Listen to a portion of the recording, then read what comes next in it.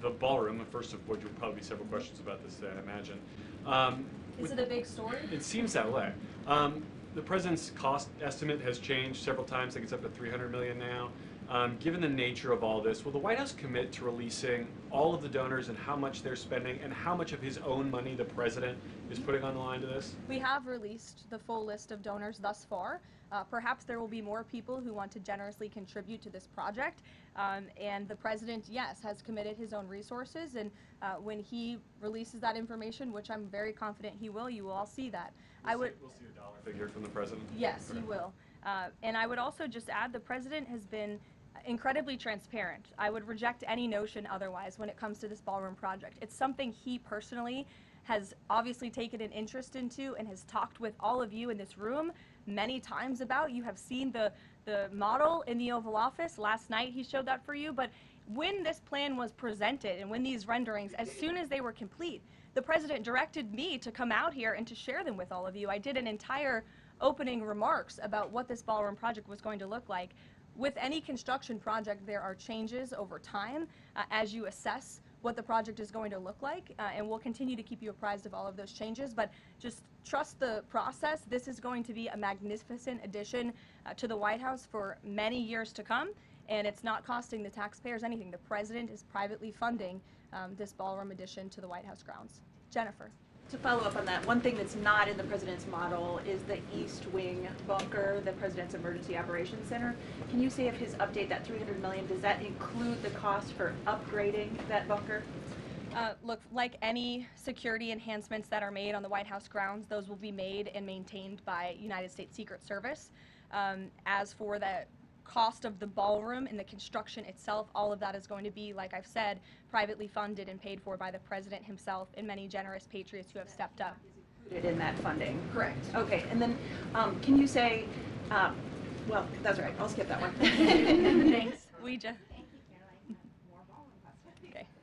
So the White House has explained that the reason you didn't submit construction plans to the NCPC is because that commission, along with others, don't have oversight over demolitions, but only over construction. And so far, you haven't built anything. So can you help us understand, can the president tear down anything he wants without oversight? Could he demolish this building or, say, the Jefferson Memorial? So it's not the president who came up with that legal opinion himself. That's a legal opinion that's been held by the NCPC for many years. It's written, so we can get you that background and that research if you wish to include it in your reporting, because it is very important. They have ruled consistently, their general counsel has said, when it comes to phase one of this project, the tearing down of the current East Wing structure, a submission is not required legally for that. Only for vertical construction will a submission be required, and that's a legal opinion from them, and we are following that legal opinion. And again, I would just add, can any president do such a thing to the White House grounds? There have been many presidents in the past who have made their mark on this beautiful White House complex. This briefing room, as you all know, was not once a briefing room. It was a swimming pool. There have been presidents who have completely torn down the executive mansion. If you look at what President Truman did, some of the photos of the construction project that took place in those years, I think sitting here today, we're all grateful for those efforts and the modifications that happened at that time.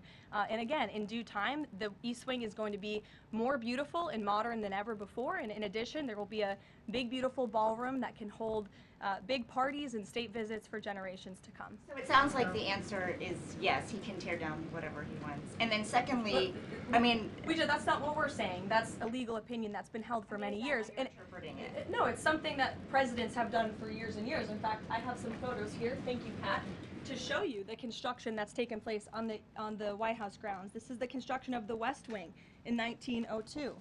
Look at this, the construction of the West Terrace in 1902. These images look quite similar to what you and the American people are seeing today, the construction of the East Terrace as well. Look at the construction of the West Wing expansion in 1934. So look, this is a legal opinion that's been held for many years. Look at, this is 1950.